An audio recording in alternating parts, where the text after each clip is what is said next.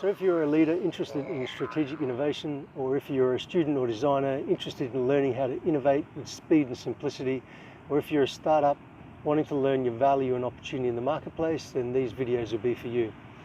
So my name is Bernard Schockman. I am here at, where am I now? That's right, I'm at Brunswick Heads. So I'm at Brunswick Heads today. If you are unsure where that location is, we're close to Byron Bay, Mullumbimby, Ocean Shores, etc. Across the New South Wales side of the border on the east coast. So I promised to bring you a bunch of videos on design thinking, and today I'll be speaking specifically about how LEGO adopted design thinking and design sprints into their organisation. Okay, just a quick shout out to AJ and Smart. This comes from a podcast where they've interviewed Ike from LEGO and tracked the journey of design sprints through that organisation and how they did it. So thanks guys, I love your videos, great stuff. So just to understand exactly where LEGO started, the first port of call was to read the Sprint book by Jake Knapp, and if you haven't read that, I would highly advise that. A great book highlighting how to actually go and execute a sprint. Now the second thing the guys did at LEGO was they picked a bunch of facilitators, and they actually nominated some project managers across the group to actually be lead facilitators in the design sprints. They also had a specific lead facilitator, and I believe that was Ike, and he actually led all of those facilitators, and we'll talk about that a little bit later in the video. So pretty much what they did next was they hit the go button and they just started doing. Why design thinking, why design sprints?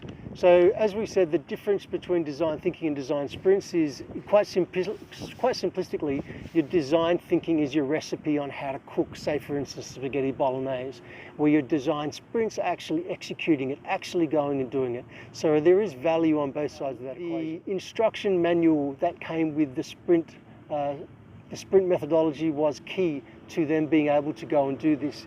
It posed for them a well-defined recipe, and although they had awkward moments, the rigor and the structure around design thinking and design sprints actually helped move it along. LEGO had recently moved through not only the agile, moving agile into the organisation, but moving SAFe, and SAFe is scaling agile across the organisation. And so understanding how those processes work and becoming super confident in that process enabled them to move forward with design sprints and design thinking.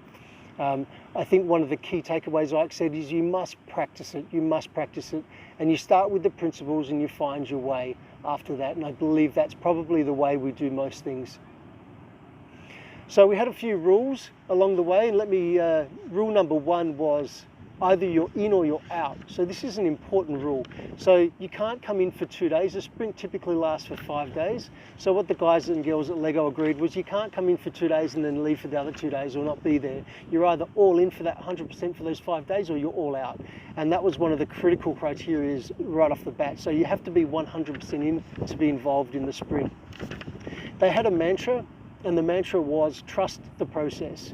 What's interesting is the process not in itself, but what it does to people to help them achieve whatever they want to achieve. I think that's crucial too with the design thinking, design sprint process. It's somewhat of a magical, they did one sprint per week, but they ran one sprint across 10 projects. So really they ran 10 sprints per week. They had one facilitator per project, and they had one lead to look after all of those facilitators.